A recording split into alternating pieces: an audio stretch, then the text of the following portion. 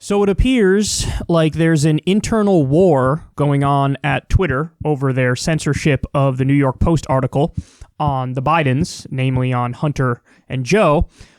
So we already discussed this previously, but just to, refresh your memory a little bit, there was an article that came out which showed internal emails of Hunter Biden discussing basically leveraging, his dad's position to get paid by a Ukrainian energy company named Burisma. And, it appears to be pretty straightforward corruption. He's basically like selling access to his VP dad. And the company, of course, would do something like this because they want favoritism. And they would want whatever it might be. Subsidies, for example. At the time, the U.S. was basically trying to orchestrate a coup in Ukraine. And so if you get in close with the people who will be in power, with the imperialist power of the United States, a bunch of upsides can come from it. So that company was doing what they viewed as a rational thing. Hey, if we hire his son who knows nothing about energy and nothing about Ukraine and pay him $50,000 a month, then basically that's our foot in the door to get favors from Joe Biden. Now, there are some people on the Democratic side who deny this. These are the same kinds of people who denied that there was anything corrupt going on with the Clinton Foundation. For you to really believe that, everything was on the up and up and a Ukrainian energy company wanted to hire Joe Biden's son for totally noble and normal reasons, you're like a partisan hack, or I don't even know what to say. I just think you're ridiculous, because that is ridiculous. The Clinton Foundation is corrupt. What was going on with the Bidens is corrupt. By the way, there was an article before Biden ever even ran for president, or before he ran this time. There's been articles, and they go into details about how various members of Biden's family have cashed in on his public profile. So there's been detailed reporting on this that gives specifics. So even if you want to swat away the Ukraine thing and the Burisma thing, you got to answer for like 1,000 other things that have happened where it's personal corruption and they're profiting off of Joe Biden's name. So anyway, this article came out, but in the article there were pictures of Hunter that were private pictures that obviously he didn't want leaked. It was on a laptop of his. Now, the origin story as to how we got this information is totally sketchy. Like, oh, he dropped off a laptop and then he never picked it up. He dropped off a laptop for repair and then never picked it up. I don't really buy that either. I think that's probably nonsense. It's likely that, his iCloud or whatever was hacked. I mean, that's the likely scenario. But anyway, in that same article, they ran the private pictures with the internal emails. Now, my view on it is, one of those things, it's in the public interest to know, and it's basic journalism.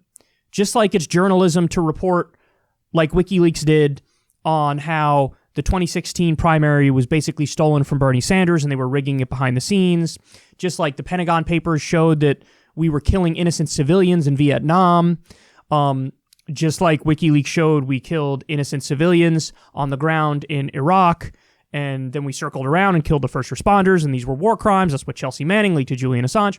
Like, all these things are in the public interest. It's in the public interest to know about the corruption going on that the Bidens take part in. Just like it would be in the public interest to know if somebody leaked on the Trumps and their corruption and how their family's cashing in on Daddy Trump being president, I would want to know that.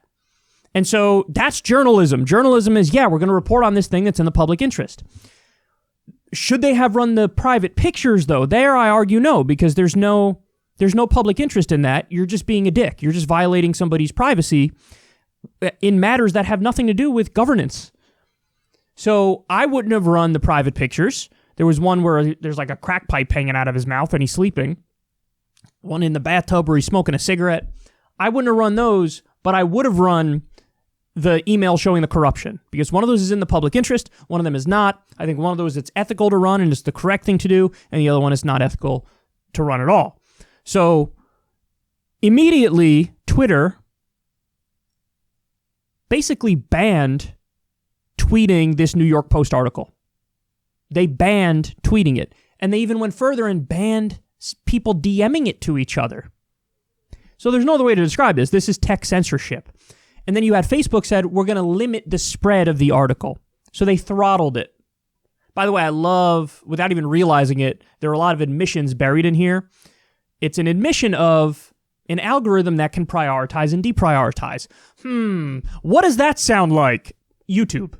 YouTube does the same thing. If you're borderline content, as they say, that's me, then they don't share your stuff to new people nearly as much. I mean, not to make it personal or anything like that, but there are other channels who do what we do, who we were tied with for the longest time, and then boom, they take off and now they're hundreds of thousands of subs in front of me. How does that happen? Very simply, the algorithm. If other stuff gets shared to new people, then new people subscribe. If my stuff does not, then new people don't subscribe, or it's a lot harder for new people to find it and subscribe. And so sub growth on this channel is a snail's pace, and that's why. But anyway, Facebook admitted effectively, like, yeah, we can prioritize and deprioritize stuff, and we're going to slow the spread of this article. Okay, so then what happened is this. Look at this. This is, Jack tweeted the following. Our communication around our actions on the New York Post article was not great, and blocking URL sharing via tweet or DM with zero context as to why we're blocking, unacceptable.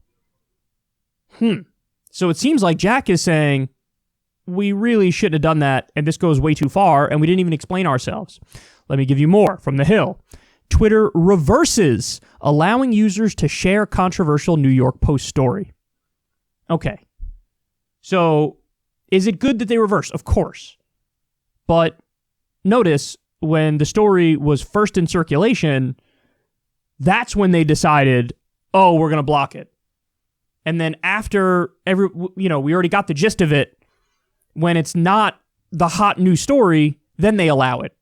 So it's still unacceptable. They shouldn't have banned it. By the way, I would go as far as to say, even if you think it's fake news, you shouldn't want it banned. Because the consequences of having basically a ministry of truth determining what's acceptable and what's not acceptable at all times in the political discourse, I mean, that's a terrifying thought, because they're not going to always get it right, and they have their own biases and their own problems. And I don't know why people all understand and realize, like, they hate Mark Zuckerberg, they hate Jack at Twitter, but then they're like, and I want to give them more power to determine what I can and can't see. That is without a doubt the opposite of freedom. That's what that is.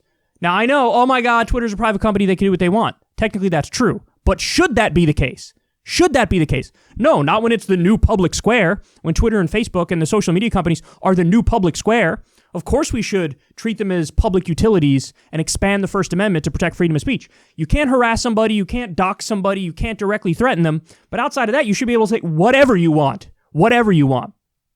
So, now at the same time that Jack came out and said, you know what, we made a mistake, this was unacceptable, you know what happened?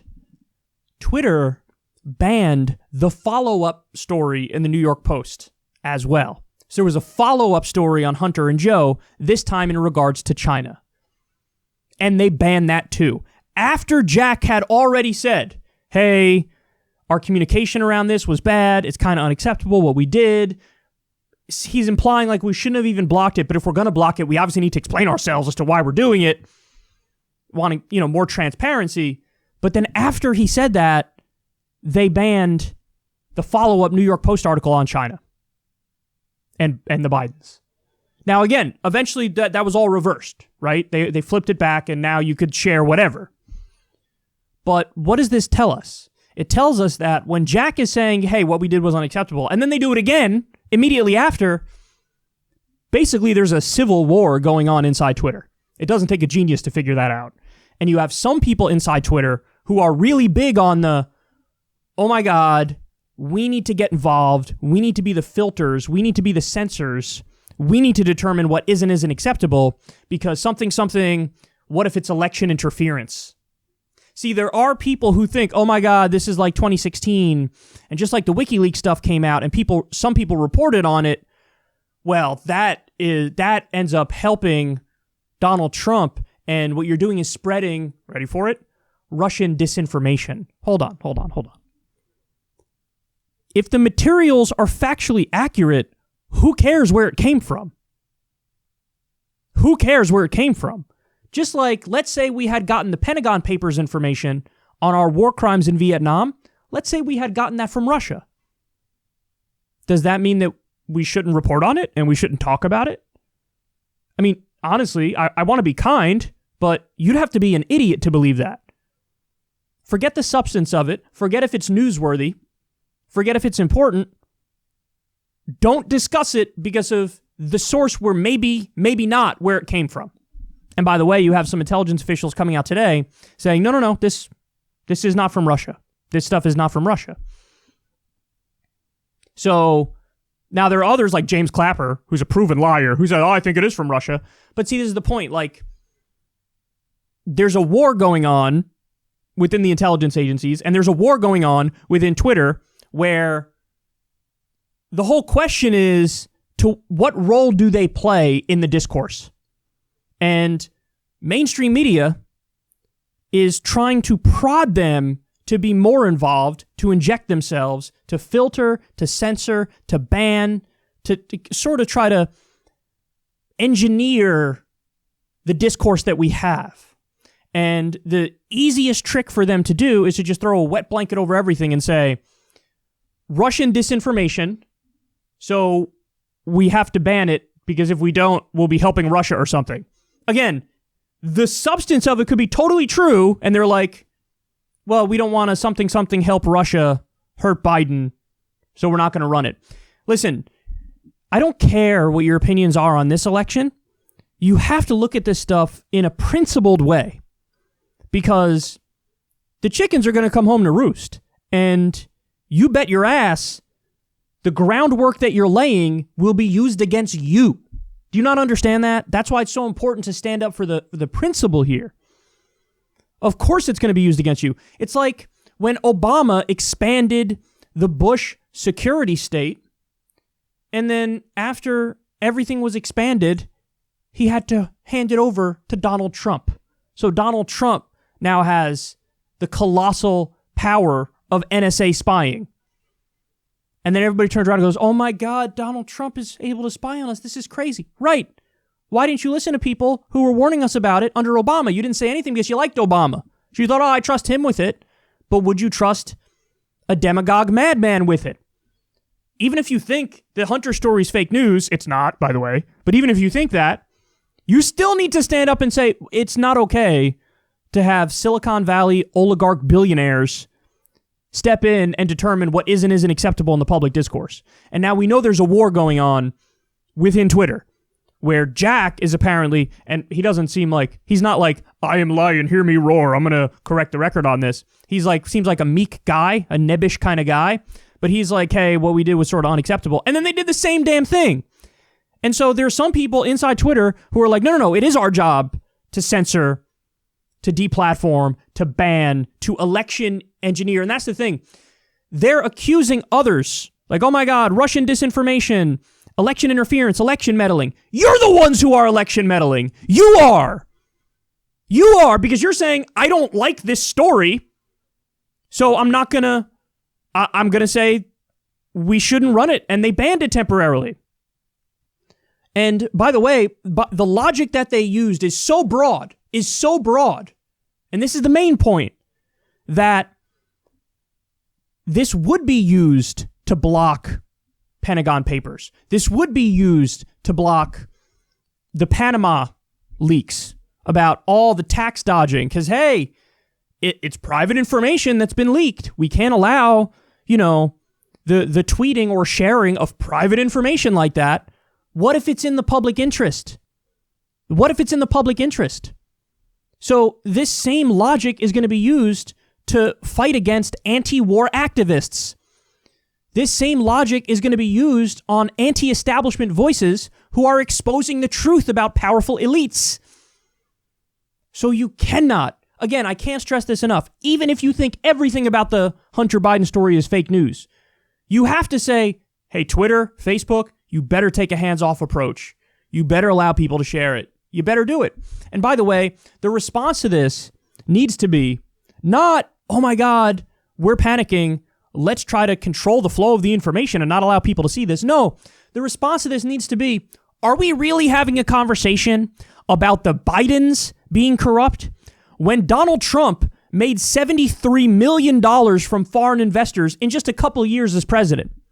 Jared and Ivanka made $135 million in about 2 years. Or no, that was 2018 alone. That was 1 year. They're going to make $135 million, and you're telling me there's not influence peddling going on? Trump made $73 million from foreign investors. You're telling me that, for example, none of that money came from Saudi Arabia, and then Trump didn't approve a multi-billion-dollar weapons deal for them as a result of that, as a result of them paying him. That all has definitely happened. This is the response. This is the response. Not, oh my God, Hunter's not corrupt, Joe Biden is not corrupt, and let's censor things we don't like. Terrifying, man. This is terrifying stuff. This is terrifying stuff, I'm telling you. But listen, I was shocked they had even developed the capability to, like, let's ban specific links. And not only are we going to ban you tweeting it, you can't even DM it. Think about that. Think about how extreme that is. In secret, they developed the capacity to ban specific links.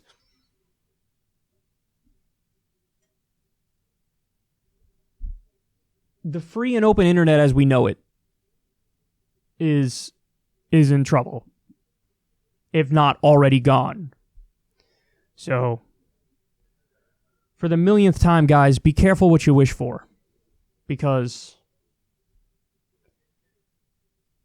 you just might get it, and it will absolutely come back and bite you in the ass, specifically because if you're on the left, that means you question power centers, and power centers are the ones that have their finger on that censor button.